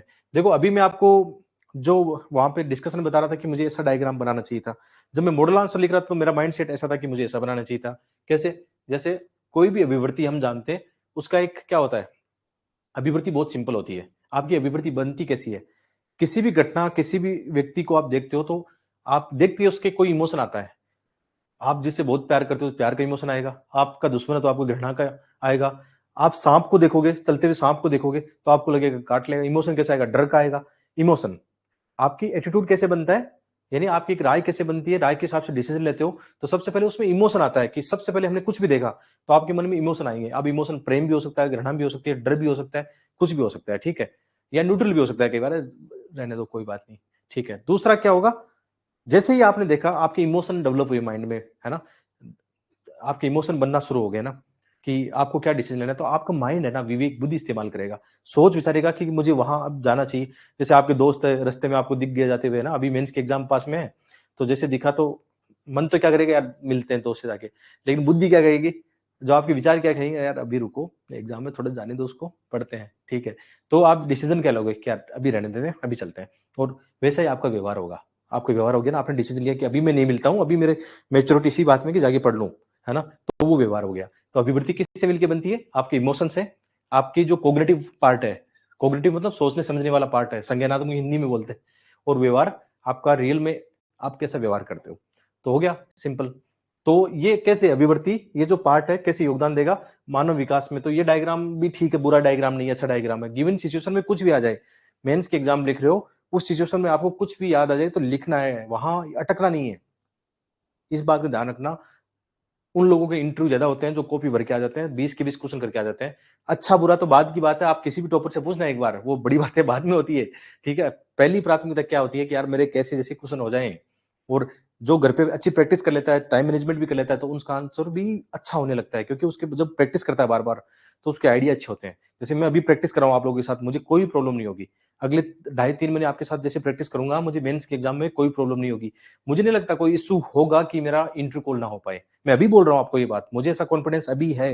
विश्वास है, प्री पे इतना कॉन्फिडेंस नहीं होता। आप मुझे बोलोगे सर आपको प्री होगा, मैं बोलूंगा भाई देखते हैं। लेकिन आप बोलोगे मेंस सर मेंस होगा, बहुत ज्यादा संभावना है। मैं विश्वास के साथ कह दूं हाँ मेरी तरफ से मेंस हो रहा है। मैं अपनी तरफ से पहले ही बोलता हूँ कि हाँ, मेरा जिस हिसाब से मैं विश्वास लेके चलता हूँ, आत्मविश्वास आंसर राइटिंग का, मेंस हो रहा है। वही विश्वास आप में जगाना है। ठीक है, बस थोड़ा सा सिलेबस कर लें। सिलेबस ये गारंटी कि हाँ आपके 9, अब आपके सामने 9 पेपर है, अब मुझे ये मैनेज करना है, आपकी पढ़ाई प्लस 9 पेपर देने हैं मेंस में, है ना। 9 जिसमें हिंदी मीडियम वालों को इंग्लिश भी थोड़ा सा देखना पड़ता है, हिंदी जनरल हिंदी तो छोड़ दो आप, है ना। कभी मैं मेंस के बाद में आपको जनरल इंग्लिश वाला भी बना दूंगा कि जनरल इंग्लिश की तैयारी कैसे सीखनी है, उसमें ज्यादा एफर्ट नहीं लगाना है, थोड़ा सा इनपुट डालना है। ठीक है, बाकी 7 पेपर तो है, उनका तैयारी करनी है। और जिनका ज्योग्राफी ऑप्शनल सब्जेक्ट है उनको तो पता है क्या हालत होती है। इन 2.5 महीने में ज्योग्राफी का पेपर फेस्ट ही कवर नहीं होता है, बहुत टफ होता है काम। फिर कितने टेस्ट लगने हैं, पढ़ना है, सब बहुत सारी चीजें अभी माइंड में चल रही है। तो ऐसा करके आप डाल सकते हो कि मानव विकास में निवेश कैसे करेगा। तो एक सकारात्मक जीवन शैली का होगा तो संबंधों में विश्वास, मजबूत चरित्र होगा, स्वयं जागरूकता, आत्मनिरीक्षण, भावनात्मक समक्ष भावना क्षमता का विकास। थोड़े कुछ होता है, कई बार फास्ट लिखते हैं ना तो भावनात्मक क्षमता का विकास कह सकते हैं, भावनात्मक जो होती है, हमने पढ़ गया है ना, इमोशनल इंटेलिजेंस, है ना, भावनात्मक बुद्धि का विकास। कुछ कुछ हो सकता है गलतियां हो यहाँ पे, जैसे वो मिशन कर्मयोगी, हाँ वो भी आएगा शायद, अभी देखते हैं, उसमें भी कर्म योग लिख दिया था वहां पे। और नैतिक व सामाजिक मूल्य का विकास, तो यहाँ पे केवल मैंने डेवलपमेंट की बात की, दोनों पक्ष नहीं दिखाए। वहां पे उस डायग्राम में एक फायदा था कि दो पक्ष दिखा दिए कि पॉजिटिव होगा तो डेवलपमेंट कैसे होगा, कैसे इनपुट होगा, और ये होगा तो कैसे होगा, ऐसा संभव रहती है। ठीक है, और इसी तरह से जो अभी देखो देखो ये ना, आप ये देखना कि लोक सेवक के लिए उपयुक्ति, यहाँ पे भी मात्रात्मक गलती, अब मेंस लिखोगे तो ये गलतियां होगी, बस बहने देना, कोई गलतियां ज्यादा चेक भी नहीं होती वहां पे, मतलब कोशिश करनी गलतियां नहीं करनी, लेकिन लिख रहे हैं तो पता नहीं रहता, कई बार मात्रा की गलती आ जाती है। तो लोक सेवक के लिए उपयुक्त अभिवृत्ति का विकास, ठीक है, गलतियां थोड़ा ध्यान रखना, नहीं करनी है वैसे, कोशिश ये करनी है। यहाँ पे मिशन कर्मयोगी, ठीक है। तो मूल्य आधारित शिक्षा व प्रशिक्षण से क्या हो सकता है, जैसे एग्जाम्पल दे दिया, देखो कितना सिंपल है कि हमने पॉइंट लिखा कि मूल्य आधारित शिक्षा व प्रशिक्षण, तो मिशन कर्मयोगी इतना चर्चा में रहा है, तो उसका एग्जाम्पल दे दिया, शॉर्ट एंड स्वीट एग्जाम्पल। अब आपको इलिबरेट नहीं करना उस चीज को ना, डायग्राम के साथ में रोल मॉडल हो सकते हैं, जैसे कोई भी लोक सेवक होता है कैसे अपनी एटीट्यूड को सुधार सकता है, जैसे एग्जाम्पल के लिए आप देखते हो कई लोक सेवक का हो सकता है अभिवर्ती योग कि यार मुझे तो पैसा खाना है, एग्जाम्पल बता रहे हैं, नेगेटिव दे रहे हैं उसमें एग्जाम्पल, पैसा खाना है। लेकिन जब वो ये देखता है कि यार ऐसे बहुत सारे लोक सेवक है जो मतलब करोड़ों रुपए छोड़ के अपने जीवन का मतलब बलिदान दिया उन लोगों ने अपने देश के लिए, सत्यनिष्ठा के लिए, तो वो एक बदलाव आता है कि यार हम कहाँ जी रहे हैं ना। और सम्मान भी किन लोगों का होता है समाज में, जो ऐसे लोग सेवक होते हैं जो जनता के लिए या देश के हित में काम करते हैं, उन लोगों को सम्मान जब वो देखते हैं ना कि यार देखो इसको आज कितना सम्मान मिल रहा है, लोग उसको पूज रहे हैं, जबकि भ्रष्ट लोगों को सब जानते हैं यार भ्रष्टाचार करता है, कोई उसको सम्मान नहीं देगा।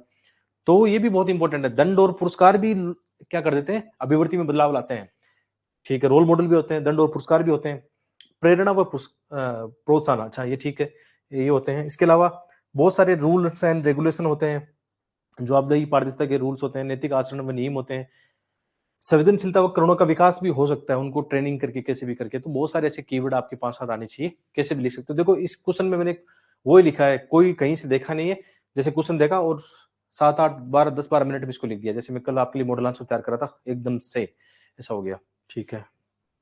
तो ये आपका हो गया, और लास्ट में आपको मैंने बार बार बोला कि कंक्लूजन अच्छा होना चाहिए। अतः कहा जा सकता है कि एक सकारात्मक अभिवृद्धि न केवल व्यक्तिगत विकास के लिए जरूरी है, अपितु देश के सतत व समावेशी विकास के लिए भी जरूरी है। पॉजिटिव आना चाहिए मतलब मेरे हिसाब से, और अंडरलाइन कर दो अच्छी चीजों को ना। तो ये एक मॉडल आंसर था। अब आप देख लेना आपको क्या पसंद है, कैसे पसंद है, किस हिसाब से आगे बढ़ना है। तो सत्यनिष्ठा ऐसा मूल्य जो मनुष्य को सशक्त बनाता है, उपयुक्त दृष्टांत देके आपको बताना है। तो इंट्रो में क्या लिखना है, वही सत्यनिष्ठा की परिभाषा। बहुत सारे आपके पास अब चीजें हैं, सत्यनिष्ठा को आराम से लिखो। सत्यनिष्ठा क्या है, मन वचन क्रम से हो सकता है, या ऐसा भी कह सकते हैं, चेंज कर दो, जो पहले वाले क्वेश्चन में अलग थी तो अभी चेंज करते हैं, कि जब आपको कोई नहीं देख रहा हो उस समय ईमानदारी से कार्य करना, जब आपको देखता है तब तो आप करते हो ईमानदारी, लेकिन सच्चा सत्यनिष्ठ कौन सा होगा, जब खुद अपने आप में ही वो क्या है, ईमानदार है, सत्यनिष्ठ है। तो अच्छे से आपने एग्जाम्पल देके बता दिया। सेकंड पार्ट क्या, मनुष्य को सशक्त कैसे बनाता है। तो अब देखो इसमें भी कुछ इनोवेशन हो सकता है, या फ्लो चार्ट डायग्राम से हो सकता है, जैसे आपकी मर्जी। आप हेडिंग दे दो कि सत्यनिष्ठा कैसे, सत्यनिष्ठा कैसे मनुष्य को सशक्त करती है, हेडिंग दे दी आपने, सशक्त करती है, हेडिंग देखिए, सेम हेडिंग जैसे ये वाली सेटिंग, ये कैसे करती है, तो इसको आप बताओ। अब आप पॉइंट फॉर्म में लिख सकते हो, वो बता दो, या तो ऐसे करके, या कुछ इनोवेशन अभी सोचते हैं सामने क्या आता है निकल के, कुछ इनोवेशन कर लेंगे। इनोवेशन ऐसा आ सकता है कि सत्यनिष्ठा लिखा ऊपर, थोड़ा चेंज करेंगे अब की बार, सत्यनिष्ठा, और इसको ही हम क्या कर लेते हैं, जो है मानव को, यहाँ पे जो हेडिंग है ना कि मानव को सशक्त करती है, सत्यनिष्ठा मानव को सशक्त करती है। कैसे सशक्त करती है या इंपावर करती है मानव को, मानव को इंपावर इस दृष्टिकोण से करती है, सबसे पहले व्यक्तिगत मामलों में देखो उसके, कि कोई व्यक्ति सत्यनिष्ठ होगा तो उसके अपने जो व्यक्तिगत रिश्ते हैं, रिलेशन है, संबंध जो उसके परिवार के, अपने माता पिता से, अपने भाई बहन से, अपनी वाइफ से, बच्चों से, और साथ में वो लक्ष्य उसके क्या है, व्यक्तिगत। सत्यनिष्ठ व्यक्ति हमेशा आगे जाता है। लास्ट में एंड गोल क्या होता है, ध्यान रखना, जो व्यक्ति सत्यनिष्ठ होता है शुरू में परेशान हो सकता है, आपने सुना होगा ना, सत्य परेशान हो सकता है लेकिन पराजित नहीं। यहाँ पे लिख सकते हो सत्यनिष्ठा ये हुई। तो एंड गोल लास्ट में क्या हो सकता है कि वही जीतेगा, लास्ट में ईमानदार व्यक्ति ही जीतेंगे। चाहे अभी आपको बुरा लग रहा हो सकता है कि मार्ग पर चलना कठिनाई कठिनाई वाला मार्ग, आप जानते हो अभी बुरा लग रहा होगा, लेकिन लास्ट में विजेता वही कहलाएगा, सत्य निष्ठा वाला ही। तो मानव को कैसे सशक्त करता है, उसके संबंध अच्छे होंगे, परिवार का देखो यार खुशी होती है ना, परिवार जो व्यक्ति ईमानदार होता है देखो अपने संबंधों को मैनेज कैसे करता है, फालतू के उसके अफेयर नहीं होंगे, उसको ऐसा ले सकते हो। फालतू में ऐसा नहीं होगा, जैसे उनके माता-पिता अब जैसे उनकी एज बढ़ रही है, तो वो कैसे उनका ख्याल रखेगा? तो परिवार में एक अच्छा खुशनुमा माहौल रहेगा, उनके बच्चे वही देखेंगे कैसे अपना व्यवहार अपने माता-पिता के साथ है, तो उनके बच्चे भी हमारे साथ ऐसा व्यवहार करेंगे। और लास्ट में एक व्यक्ति को लास्ट में क्या बचता है? यही बचता है कि यार लाइफ में शांति रहे बस। अच्छा स्वास्थ्य रहे, शांति रहे, तो वो कैसे पॉसिबल होगा? इसी से होगा। अब स्वास्थ्य की बात याद आई है, है ना? तो जैसे कोई व्यक्ति होता है भ्रष्टाचारी होता है, बहुत पैसे आते हैं उसके पास, है ना? तो बहुत गलत गलत पैसे आते हैं। जैसे कि हमारे यहाँ कहावत चलती है ना कि पूत सपूत तो क्यों धन संचय और पूत कपूत तो भी क्यों धन संचय। सुना है ना कभी? आपने लिख के आ सकते हैं आराम से। भाई जब हमारा जो पुत्र है या पुत्री है, इसको ऐसा थोड़ा-सा ये पैट्रियार्की वाला आता है, तो किसी के लिए हमारे बच्चे के लिए आ सकता है। बच्चे में अब लड़का-लड़की आ सकते हैं कि हालाँकि कहावत ऐसी है वो लेकिन उसमें भी अब हम गुणागणित करने लगते हैं। थोड़ा यूपीएससी एस्पिरेंट क्या होते हैं, थोड़ा-सा वो देखते हैं कि यार कहीं हमारा एग्ज़ाम्पल ऐसा ना हो केवल उसी के लिए हो। तो इसमें कहने का क्या तात्पर्य है कि जब हमारी कोई संतान है ना? जो हमारे बच्चे हैं, वो सही रास्ते चलेंगे तो उनको पैसा नहीं चाहिए यार, वो कर लेंगे अपना एडजस्ट। और यदि उन संतान में ही करैक्टर ऐसा होगा कि वो बुरे करैक्टर वाले निकल गए, तो उनको कितना ही धन दे दो, वो बर्बाद ही करेंगे, है ना? तो भ्रष्टाचार वाले के साथ ऐसा होता है। आपने देखा होगा अक्सर जिनके पास बहुत सारी अकूत संपत्ति होती है, फालतू चीज़ों से कमाई हुई, तो उनका मामला खराब ही होता है, उनके बच्चे बिगड़ जाते हैं, उनका खुद का स्वास्थ्य भी बेकार हो जाता है ना? खाने-पीने की ऐसी लाइफ़स्टाइल हो जाती है उनकी। तो जीवन शैली इसको कह सकते हैं, एक और वर्ड निकल के आया जीवन शैली, उसकी कैसी होगी? क्योंकि क्वेश्चन क्या है? यार एथिक्स में ये चीज़ें तो काम आएगी प्रैक्टिकल वाली, कि मनुष्य को सशक्त कैसे बनाती है। अब सशक्त कैसे बनाएगा? सार्वजनिक जीवन में है वो, किसी भी पद पे है या उसका पर्सनल जॉब है या कोई स्टार्टअप है, तो वहाँ पे भी वो प्रगति करेगा। सशक्त बना रहा है ना, कैसे एम्पावर कर रहा है उसको, है ना? उसका जो व्यवहार होगा समाज के साथ भी अच्छा होगा, लोग उसको मतलब मानेंगे एज़ अ रोल मॉडल। कल को हो सकता है वो जैसे जनप्रतिनिधि का चुनाव भी लड़ता है, तो बहुत सारी चीज़ें कि वो कैसे एम्पावर बनेगा, कैसे लोग उसकी राय को महत्व देंगे, ऐसे करके। तो एम्पावर ये सब चीज़ें आप इसमें डाल सकते हो। डायग्राम के सारे मुझे अच्छा लगा ये मामला, कि हम क्यों ना इस सत्यनिष्ठा को मानव सशक्त करके ऐसा दिखाएँ। और एक-एक कीवर्ड को तोड़ लोगे ना कि जैसे मनुष्य को सशक्त यानी एम्पावर कैसे करेगा? मानव एम्पावर कब होता है? मानव एम्पावर कब होता है? जब उसके पास स्किल्स आती है, उसके संबंध अच्छे होते हैं, बहुत सारी चीज़ें हैं उसमें। आर्थिक दृष्टिकोण से भी कह सकते हो, कई सारी चीज़ें स्वास्थ्य के दृष्टिकोण से, तो ऐसा हो सकता है। और ये सत्यनिष्ठा बनाएगा। अच्छा स्वास्थ्य उसको कैसे मिलेगा? मनुष्य सशक्त कब होगा? जब अच्छा स्वास्थ्य होगा तभी अच्छा काम कर पाएगा। कब कर पाएगा? जब वो ईमानदार होगा कि मैं रोज़ व्यायाम करूँगा, योगा करूँगा। सत्यनिष्ठ यानी जो मैं बोल रहा हूँ, सत्यनिष्ठा का मतलब क्या हुआ? मन, वचन और कर्म से निष्ठा, ईमानदारी। तो मैं बोल रहा हूँ भई यार वेट बढ़ रहा है, मैं कल से रनिंग करूँगा। अब हम प्लान तो कर लेते हैं सैद्धांतिक तौर पे, लेकिन प्रैक्टिकल पे हम रनिंग नहीं करते हैं, तो मोटापा बढ़ेगा आपका। यानी आप सत्यनिष्ठ नहीं हो, स्वास्थ्य अच्छा नहीं है, तो कल को बीमार हो जाओगे। ऐसे समझो इसको, हर एक चीज़ को खोल दो, हर एक वर्ड को खोल दो। ये वाला पहला वाला पार्ट हो गया। सेकंड वाला पार्ट क्या है? अब हमें एग्ज़ाम्पल देके बताना है कि ये चलो मनुष्य को सशक्त बनाता है और एग्ज़ाम्पल देके बताना है इसको, ठीक है? एग्ज़ाम्पल देके कैसे बनाएँ? यही हेडिंग दे दो इसको। एक केस स्टडी लिख सकते हो या उपयुक्त मतलब एग्ज़ाम्पल देना, उदाहरण सीधा लिखा उदाहरण। ये हेडिंग दी उदाहरण, है ना? अब या तो आप महान व्यक्तित्व का ले लो, कोई ऐसा महान व्यक्तित्व जिसने ऐसा किया है। जैसे मुझे महात्मा गांधी याद आ रहे हैं, बिल्कुल याद आ रहे हैं महात्मा गांधी, या किसी का भी एग्ज़ाम्पल ले लो। महात्मा गांधी याद आ रहे हैं। अब देखो महात्मा गांधी की जितनी भी मतलब सत्यनिष्ठा वाली बातें हैं, उनको अप्लाइड कर देनी है। आप इसको ला सकते हो सत्य, अहिंसा, आप इसके अलावा जैसे उन्होंने कैसे मतलब आप कह सकते हो लैंगिक समानता के लिए काम किया। सब चीज़ों में एफर्ट लगाए ना, देश राष्ट्रीय आंदोलन। क्या एक्चुअल में क्या होता है जब हम किसी महान व्यक्तित्व का एग्जांपल लेते हैं ना, तो हमारे पास बहुत ज़्यादा अपॉर्चुनिटी है लिखने के लिए। बहुत सारे अच्छे आइडिया हमारे पास है। आप इसको स्वास्थ्य स्वच्छता के साथ भी जोड़ सकते हो। स्वास्थ्य, स्वच्छता। अब स्वच्छता लिखोगे तो आप जानते हो ना महात्मा गांधी का सत्यनिष्ठा का आज भी हम स्वच्छ भारत अभियान में उपयोग कर रहे हैं। वो आपने देखा होगा स्वच्छ अभियान का लोगो भी वही है। महात्मा गांधी का चश्मा ऐसे करके आपने देखा होगा। ऐसे करके इसको लिखना होता है या कोई और भी हो सकता है। व्यक्तिगत भी हो सकता है। जैसे मनुष्य को सशक्त बनाता है तो व्यक्तिगत एग्जाम्पल भी ले लो आप। व्यक्तिगत आप अपने एग्जाम्पल ले सकते हो कि जैसे सत्यनिष्ठा क्या करेगा। जैसे आप इस साल एग्जाम फेल हो गया, आपने मेहनत की ईमानदारी से, कुछ कमी रहेगी, मान लो कोई सही से समझ नहीं पाए आप, एग्जाम फेल हो गए, तो सत्यनिष्ठा और ये चीजें नैतिकता वाली चीजें होती है ना, आपको अभी हाल ही में फेल हुई हो तो इनसे उभरना सिखाएगी और एक चीज प्रेरित करेगी, यार मैं ईमानदारी से मेहनत कर रहा हूँ तो मैं अगले साल मेरा हो जाएगा यदि मैं ईमानदारी से मेहनत करता हूँ। तो व्यक्तिगत मामलों में ये हो गया कि कैसे आप अपने आप को मैनेज करते हो। फिर आपके संबंधों मैनेज, आपका रोल होता है परिवार में, उनके साथ आप कैसे मैनेज करते हो, सत्यनिष्ठा आपको सिखाएगी। फिर आपकी एक पब्लिक लाइफ होती है, आपके दोस्त होते हैं, समाज होता है, वहाँ पे ऐसा होता है। तो ऐसे करके आंसर लिखना होता है और लास्ट में आपका कंक्लूजन। इस बात को समझ गए ना? मैं आपके सामने सोच पा रहा हूँ कि हाँ, मुझे यार थोड़ा टाइम मिलता तो मैं ऐसे इनोवेशन करता। इसका मतलब आप घर पे बैठ के थोड़ा हाँ, माइंड मैपिंग करो कि हाँ, मुझे ऐसे अटेम्प्ट लेना है। कुल मिला के बात ये है कि अब जीएस के चारों पेपर में लिखना है पॉइंट फॉर्म में ही है। फ्लो चार्ट में, डायग्राम में जो उस समय याद आ जाए क्वेश्चन की डिमांड के हिसाब से। और कोशिश ये करनी है कि क्वेश्चन की हेडिंग को ही ज़्यादा हेडिंग बनानी है, क्वेश्चन में जो पूछा गया, ताकि अप्रोच काफ़ी हद तक सही हो। कई बार भटकाव आ सकता है, कई बार हो सकता है हम सही से नहीं समझे किसी क्वेश्चन को तो अलग दिशा में भटक सकते हैं, लेकिन फिर भी नंबर मिलने के चांसेस रहेंगे। ऐसी बात नहीं है कि जैसे आपको ऐसे बहुत बढ़िया लिखते 6 मिलते, थोड़ा-सा भटकाव देखने को मिला, लेकिन फिर भी इर्द-गिर्द 2 तो 4 मिल जाएँगे, 4.5 मिल जाएँगे, वो भी काफ़ी है। तो ये क्वेश्चन हो गया आपका और इसका मॉडल आंसर देख लेते हैं। हो सकता है मॉडल आंसर अब अलग ही नज़र आएँगे देखना, क्योंकि मैं जितनी बार लिखूँगा अलग-अलग नज़र आएगा मामला। क्योंकि हर बार इनोवेशन रहता है कि क्या करें, ये करें, वो करें। तो सत्यनिष्ठा की सबसे पहले क्या हो गया, वो देखो अच्छी परिभाषा आ गया ना सत्यनिष्ठा। मैं बोलता हूँ कि यार आप ना 2-3 लाइन में इंट्रोडक्शन लिखो। अब मैं बोलता हूँ, लेकिन जब मैं लिखता हूँ खुद तो मेरे से भी 4 लाइन हो जाती है, 5 लाइन हो जाती है। तो मैं सोचूँगा यार बच्चे क्या बोलेंगे, सर खुद बोल रहे हैं कि 2-3 लाइन में लिखो, खुद लिख नहीं पाते हैं।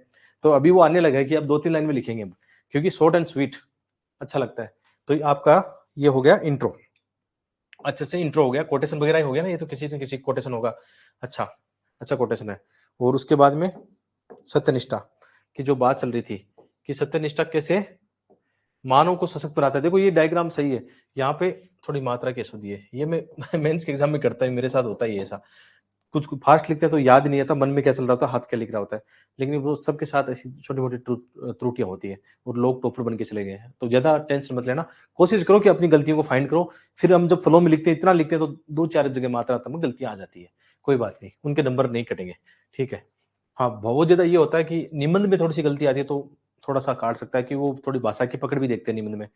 वहाँ गलती नहीं करनी है, जीएस में भी नहीं करनी है, कोशिश करो गलती हो ही नहीं, फिर भी होती है तो ज़्यादा टेंशन नहीं लेना है। तो मानव को सशक्त बनाता है, क्या करेगा? सामाजिक एकता, सत्य, अहिंसा, ईमानदारी, करुणा, ठीक है, वो सब चीज़ आ गई, संबंध, विश्वास, नैतिक मूल्य सब आ गए, ठीक है। और बाद में उदाहरण देखिए आपको समझाना है, जैसे उदाहरण आप जैसे यहाँ मैंने महात्मा गांधी का एग्जाम्पल लिया है, अब उसको अलग-अलग चीज़ों से जोड़ दिया, कैसे राष्ट्रीय आंदोलन में उन्होंने अपनी व्यक्तिगत जो सत्यनिष्ठा वो दिखाई। सामाजिक एकता आप कह सकते हो, सारे में एग्जाम्पल है इनमें, महिलाओं की शिक्षा के लिए उन्होंने उत्थान काम किया, वंचित वर्ग के लिए उन्होंने कितने काम किए हैं। ठीक है, उनके आदर्श देखो कितने आज भी संविधान में ये राइटिंग फास्ट वाली राइटिंग है, आप अभी देख रहे हो ना बिल्कुल फास्ट है कि जब फ्लो में लिख रहे हैं। अब देखो इतनी चल जाएगी मतलब इससे भी बेकार हो तो भी चल जाएगी, लेकिन आजकल मैं भी जेल पेन से लिखने लगा हूँ, V7 वगैरह तो अच्छा लिखा जाता है उससे। V7 उड़ता है एकदम फास्ट चलता है और ठीक लग रहा है, इससे लिखना अच्छा लग रहा है मुझे। पहले क्योंकि बॉल पेन थोड़ा घर्षण ज़्यादा करता है कॉपी पे, है ना? तो देख लेना आप किससे लिखते हो। पहले के चारों मेंस तो ₹5 वाले से लिखे थे। पहली बार थोड़ा-सा प्रैक्टिस सही कर रहे हैं कि हो सकता है प्रेजेंट करने का तरीका बदल जाए, थोड़ा-सा सुंदर दिखे आंसर, है ना? औरों से। तो ये तरीका है। ब्लैक पेन से अंडरलाइन भी कर रहा हूँ देखो आज तो, दोनों पेन हाथ में रख रखे हैं। लिख रहा हूँ ब्लैक पेन से अंडरलाइन या बाद में भी कर सकते हैं अंडरलाइन, जैसे क्वेश्चन एंड हो गया, ब्लैक पेन उठाया, अंडरलाइन जो करनी है। लेकिन देख लेना थोड़ा सोच समझ के अपना डिसीजन लेना इनमें। ठीक है, स्वच्छ भारत का अभियान का जोड़ दिया, पर्यावरण नैतिकता ऐसे करके लास्ट में कंक्लूजन और अंडरलाइन देखो आराम से करके सब चीज़ अंडरलाइन कर रखी है ना? कई बार ऐसा भी होता है जैसे हमने हमारा पेपर हो गया लास्ट में 5 मिनट बच रहे हैं, तो हम जब पेज पलटते हैं तो भी अंडरलाइन कर सकते हैं कि कुछ अच्छे कीवर्ड हो ना उनको अंडरलाइन कर सकते हैं। लगता है आपको पहले रह गया हो, कई बार फास्ट लिखते हैं भूल जाते हैं। लेकिन अंडरलाइन साथ करते चलो तो सही है। जैसे मैं ये लिख रहा हूँ तो इसी पेन से कर दिया अंडरलाइन क्योंकि वो इंपॉर्टेंट पॉइंट है ना, ठीक है। और आप में समझता हूँ कि इस पेन में ब्लैक पेन है, हाथ में है तो आप जल्दी से कर सकते हो तो कर लेना, कोई दिक्कत नहीं है। लेकिन इनमें टाइम टेकिंग होता है इसे करने में। ये प्रैक्टिकल बात है। वहाँ पे क्या होता है हम पेन चेंज करते हैं तो टाइम टेकिंग होता है वो। नो डाउट है ना, तो ये प्रैक्टिस पहले घर पे कर लेना। ठीक है, हो गया अच्छे से आराम से ना। नेक्स्ट क्वेश्चन, आज का लास्ट क्वेश्चन जो है, तो इसको भी वही तरीका है कैसे तोड़े। ठीक है, धीरे-धीरे बेसिक चीज़ें सीख रहे हैं ना। अभी आपको मैं वो पेज नहीं बना के दिखा रहा हूँ क्योंकि हम धीरे-धीरे आगे बढ़ चुके हैं। वो अब बच्चे वाला मामला चला गया। अब हम आगे कैसे लिखना है, जैसे ये क्वेश्चन को लिखते हैं तो कैसा लिखते हैं? सबसे पहले एक्चुअल में जब आप क्वेश्चन मिलता है तो उसको ऐसे ही कर लिया करो आप। जब आप आपके पास रियल एग्ज़ाम में भी ऐसा होगा तो ऐसे तोड़ लेना चाहिए, कोई दिक्कत नहीं। रियल एग्ज़ाम में वहाँ पे क्या होता है जैसे जो आंसर कॉपी आती है अपनी, है ना? जैसे ये आंसर कॉपी आती है, रियल एग्ज़ाम की बात कर रहा हूँ। तो वहाँ लास्ट में क्या होता है, क्वेश्चन अटैच जाते हैं, जो घर पे लाने के लिए होते हैं, तो उनको हम क्या करते हैं, अलग कर लेते हैं उन क्वेश्चनों को। बाद में क्या होता है, उस कॉपी के अंदर भी क्वेश्चन लिखे होते हैं, ये भी होता है। उस जो कॉपी हमें मिलती है लिखने के लिए, उसमें भी क्वेश्चन है और नीचे जैसे इसमें लिखा हुआ है, ऐसा होता है और लेकिन लास्ट में भी क्वेश्चन होते हैं। तो जो लास्ट वाले क्वेश्चन है सामने रख लेते हैं, कई बार ऐसा कर लेते हैं, तो उसके अंदर अपन कर लेते हैं। और इसमें भी कर सकते हो, जैसे ये कॉपी है तो यहाँ पे अंडरलाइन करना चाहो कि हाँ ये इसकी है तो कर सकते हैं, ऐसी कोई दिक्कत नहीं है, ठीक है। उसका होता है। जैसे कई बच्चों के साथ उसमें दिक्कत हो गई थी, छोटी-मोटी गलतियाँ वो नहीं करनी है। जैसे इस लास्ट ईयर एक बच्चा बहुत ही ब्रिलियंट था, उसके साथ बड़ी गलती हुई थी। जैसे वो क्या कर रहा था, क्वेश्चन लास्ट का निकाला उसने और वो लिख रहा था, तो उसने ये क्वेश्चन नहीं देखे, जैसे यहाँ लिखना हो तो ये क्वेश्चन नहीं देखा उन्होंने। तो वो क्या किया, जैसे एक वाला क्वेश्चन छूट गया, फिर एक वाले की जगह 2 का आंसर, ऐसे 5-6 क्वेश्चन उसने गलत कर लिए मतलब। तो उसका इंटरव्यू कॉल भी नहीं हो पाया था, और वही 10-20 नंबर का खेल था इंटरव्यू कॉल का, जबकि उसके अच्छे मार्क्स आते। तो एग्जाम में क्या होता है, थोड़ा प्रेशर होता है, नो डाउट। मैं भी वहाँ जब मेंस के एग्जाम लिखता हूँ तो प्रेशर होता है, तो कई बार हम गलती कर बैठते हैं। कई बार जो एग्जामिनर आता है रोल नंबर भराने या गोले भराता है, तो वो गोले गलत भर देते हैं या हस्ताक्षर किसी और की जगह कर दिया। थोड़ा-सा प्रेशर रहता है, तो उस प्रेशर को हैंडल कैसे किया जा सकता है, अभी से प्रैक्टिस करके। एक प्रोसेस होती है, आराम से हैंडल कर सकते हैं प्रैक्टिस करके। जैसे कल अपने साथ दुर्घटना हो रही थी, क्लास लाइव नहीं चल रही थी, तो समस्या क्या थी, ना केवल बिजली इंटरनेट की समस्या थी, चलो उसको दुरुस्त कर सकते हैं, वो अपने हाथ में नहीं होती, कई बार कई घटनाएँ हो जाती है। लेकिन थोड़ा स्किल तो सीख सकते हैं, जैसे आज मैं बहुत सारी टेक्नोलॉजी वाली चीज़ें सीख के आया हूँ, पल कल 3-4 घंटे काम किया कि चलो अब अभी लाइट जाती है, इंटरनेट खराब होता है, डिजिटल बोर्ड बंद होता है, तो मैं लैपटॉप से भी क्लास जारी रख सकता हूँ। लैपटॉप में भी पेन टेप से यूज़ करके वो पढ़ा सकता हूँ, तो क्लास डिस्टर्ब नहीं होगी। तो यही आपको करना है, सिचुएशन में दिक्कत आती है, लर्निंग्स करनी है ना, सिंपल-सिंपल चीज़ें करनी है। और जैसे इसमें क्या करना है, सकारात्मक अभिव्यक्ति का है ना? तो इंट्रोडक्शन में या तो अभिव्यक्ति की परिभाषा लिखो, जैसे इंट्रो में हम लिखेंगे, तो अभिव्यक्ति की परिभाषा लिख सकते हैं, या आप सकारात्मक अभिव्यक्ति के बारे में बता सकते हो। दोनों चीज़ें ठीक है, अभिव्यक्ति या सकारात्मक अभिव्यक्ति, दोनों लिख सकते हो। इंट्रो, इंट्रो तो हो गया आपका 2 से 4 लाइन में इंट्रो आपने लिखा। क्या लिखा? अभिव्यक्ति या सकारात्मक अभिव्यक्ति। अब ये कह रहा है कि एक लोक सेवक की अनिवार्य विशेषता मानी जाती है, जिसे प्राय नितांत दबाव में काम करना पड़ता है। एक व्यक्ति की सकारात्मक अभिवृत्ति में क्या योगदान देता है? कैसे मतलब एक व्यक्ति की सकारात्मक अभिवृत्ति बनती है? उसमें कौन-सी चीज़ें काम आती है? अभिवृत्ति आप जानते हो बहुत ही फ्लैट क्वेश्चन है। ठीक है, इसमें 2 आयाम है। पहला आयाम कौन-सा है? बॉडी पार्ट का हम जाएँ। बॉडी पार्ट का पहला आयाम कौन-सा है? कि एक लोक सेवक वाला है ना, कि एक लोक सेवक की अनिवार्य विशेषता है क्या? अभिवृत्ति। जो सकारात्मक अभिवृत्ति है ना, एक लोक सेवक की अनिवार्य विशेषता है। कैसे? पहला वाला पार्ट इसको है कि कैसे लोक सेवक की अनिवार्य विशेषता है एक सकारात्मक अभिवृत्ति, उसको एग्जाम्पल देके समझाना है। पहला पॉइंट हो गया बॉडी पार्ट में। दूसरा आयाम कौन सा है कि एक व्यक्ति की सकारात्मक अभिवृत्ति में क्या योगदान देता है, या एक व्यक्ति की सकारात्मक अभिवृत्ति बनती कैसे है? कौन सी ऐसी चीजें होती है जो एक व्यक्ति में सकारात्मक अभिवृत्ति का विकास करती है? दूसरा पार्ट हो गया, और लास्ट में आपका कंक्लूजन है। ये उनके पार्ट होते हैं क्वेश्चन के, बस यही तरीका है और कुछ नहीं है। कोई रॉकेट साइंस नहीं है, बस ठीक है, सिंपल इस तरीके पे आगे बढ़ेंगे अपन। चलते हैं मॉडल आंसर पर, यही तरीका है। ठीक है, तो इंट्रो में क्या लिखना है हमें? छोड़ना नहीं है। जैसे एक क्वेश्चन में मैंने किसी में भी इंट्रो नहीं छोड़ा है। कई बच्चे क्या करते हैं लास्ट में, हालांकि टाइम कम होता है तो फिर वो होता है, ऐसा होता ही है लास्ट में, जैसे 5 मिनट बच रहे हैं, 2 क्वेश्चन करने होते हैं, फिर कुछ याद नहीं आता, फिर जो पूछा गया उसके कीवर्ड में लिखते हैं। वो मैनेजमेंट आप करना सीख जाओगे। ठीक है, तो किसी व्यक्ति की अन्य व्यक्तियों, समाज या घटना के प्रति अपनी कोई राय व्यक्त करना, जो सकारात्मक या नकारात्मक हो सकती है। यानी हमने किस पे लिखा? अभिवृत्ति के बारे में इंट्रोडक्शन लिखा है। क्वेश्चन फिर अगला पार्ट क्या था कि लोक सेवा की सकारात्मक अभिवृत्ति का क्या फायदा, या मतलब उसका क्या योगदान है, ऐसे करके। तो उसका क्या योगदान है कि कैसे फायदा मिलेगा आपको, उससे त्वरित शासन होगा, क्योंकि पॉजिटिव एटीट्यूड वाला लोक सेवक की अभिवृत्ति कैसी होगी? पॉजिटिव होगी। वो क्या करेगा? जैसे सुशासन में योगदान देगा, कुशल नेतृत्व उसका होगा, योजनाओं का सही से क्रियान्वयन करेगा, उसका इफेक्टिव मैनेजमेंट, और फिर उसके परिणाम निकलेंगे वो भी अच्छे निकलेंगे। इसके अलावा उसमें संवेदना होगी, करुणा होगी, वो वंचित वर्ग का ध्यान रखेगा। ठीक है, संसाधनों का सदुपयोग, भ्रष्टाचार की कमी, सब हो जाएगा। तो ऐसा डायग्राम भी बनाते हैं, ये अच्छे माने जाते हैं, बेकार डायग्राम नहीं है, जल्दी से हमने बना दिया बस, है ना। क्वेश्चन की डिमांड क्या थी? ये डिमांड थी ना थोड़ा सा, कि एक लोक सेवक की अनिवार्य विशेषता मानी जाती है। सही बात है। इस क्वेश्चन को एक्चुअल में ज्यादा इसको पूछा भी नहीं गया है। क्वेश्चन की मेन डिमांड क्या है? जो नेक्स्ट वाली डिमांड है, ये डिमांड है कि एक व्यक्ति की सकारात्मक अभिवृत्ति का विकास, है ना। एक व्यक्ति की सकारात्मक अभिवृत्ति बनती कैसे है? तो इसमें वो पहला सामाजिक कारक, इसमें देखो इस पॉइंट अच्छे लिखे गए हैं पॉइंट। ये पहला सामाजिक कारक, जिसमें परिवार, समाज और शिक्षण संस्थाएं भूमिका निभाते हैं। जैसे एग्जाम्पल हम दे सकते हैं कि सकारात्मक अभिवृद्धि का विकास कैसे होगा? समाज डिसाइड करेगा, परिवार डिसाइड करेगा। एग्जाम्पल दे दिया, भूटान का दे दो, उसी का एग्जाम्पल, नॉर्थ ईस्ट का दे दो, चोरी नहीं करते हैं, सत्य के मार्ग पे चलते हैं। कोई भी एग्जाम्पल, महाराष्ट्र का दे दो कि वहां पे बच्चों को परिवार से ही समाज क्या सिखा रहा है? किताबों से जोड़ना सिखा रहा है। जो किताबें पढ़ेगा वो नैतिक पर्सन बनने के चांसेस उसके ज्यादा रहते हैं, या सही रास्ते पे चलने के उसके ज्यादा चांसेस रहेंगे। उनको नैतिक शिक्षा की किताबें रख दी, जैसे उसमें अलग अलग, उस गांव में मैंने देखा, एक यूट्यूब पे वीडियो आप देखना कि अलग-अलग घर में अलग-अलग कॉन्सेप्ट के हिसाब से किताबें बनाई गई है। कोई लिटरेचर की किताबें हैं, कोई हिस्ट्री की है, कहीं नैतिक शिक्षा की किताबें हैं। तो गाँव वाले बच्चे जैसे अपनी मीटिंग्स वगैरह करते हैं, तो वो ये कहते हैं कि जो डिसाइड करते हैं कि शुरू के जो छोटे बच्चे हैं 5 साल से लेकर 10 साल, 15 साल, उनको किस लाइब्रेरी से जोड़ना है, उनको नैतिक शिक्षा वाली लाइब्रेरी से जोड़ना है। थोड़ा काल्पनिक भी बन सकते हो, ज़रूरी नहीं कि ऐसा हो, लेकिन कल्पना की उड़ान तो अपनी है भई, अच्छे मार्क्स ला सकते हैं उससे, है ना? सामाजिक कारक हो गया। देखो इसमें ये भी फ़ायदा है कि हमने अलग नहीं लिखा परिवार की भूमिका, समाज की भूमिका, क्योंकि हम जानते हैं ये एक सोशल फैक्टर है जो एक साथ आने चाहिए थे। थोड़ा-सा मैं आजकल इंटरनेट का भी सहारा ले रहा हूँ। मैंने बोला ना कि कुछ-कुछ मैं ऐसे टूल्स का इस्तेमाल कर रहा हूँ कि जहाँ से मुझे लगता है मेरी डाइवर्सिटी नहीं आ रही, मैं बच्चों को क्या पढ़ाऊँगा या बच्चों को कैसे वैल्यूडेशन करूँ, तो मैं गूगल से भी सहारा लेता हूँ। ठीक है, आप लोग ऐसा मत करना क्योंकि अभी सीखना बहुत है। आप लोग अभी से गूगल वगैरह से बोझिल आंसर करने लगे। कब करना है? जब आपने कोई क्वेश्चन लिखा, मॉडल आंसर लिखा, तब जाके गूगल से मैच कर लो। गूगल के अंदर 2-4 पॉइंट एक्स्ट्रा जुड़ते हैं तो फ़ायदे हैं। पहले नहीं करना, क्वेश्चन देखा, मॉडल आंसर चैट जीपीटी से देखा, वो नहीं करना है। पहले क्वेश्चन को अटेम्प्ट लो, बाद में कर लेना चाहिए, कोई दिक्कत नहीं है। बाद में चैट जीपीटी यूज़ कर लेना, ठीक माना जाएगा। स्मार्ट टूल है, कोई दिक्कत नहीं है उसमें, है ना? लेकिन पहले ही मत करना कि क्वेश्चन देखा, आंसर पहले देखिए, वो मत करना, प्रैक्टिस करने के बाद में। अगला कारक कौन-सा? आध्यात्मिक कारक। हम सीखते हैं ना अपने बहुत सारे, आपने देखा होगा बहुत सारे धार्मिक ग्रंथ भी है, संस्कृति भी का पार्ट भी है, योग, व्यायाम, ये तो हमारे जीवन का हिस्सा है। तभी तो हमारी सकारात्मक अभिवृत्ति बनती है।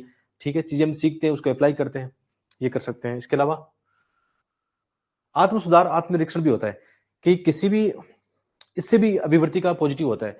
जैसे हम कोई गलती करके सीखते हैं ना, पहले हो सकता है हमारी अभिवृत्ति अलग टाइप की थी, लेकिन गलती करके समय के हिसाब से हम सीखते चले गए। इसके अलावा प्रेरणा और आदर्श।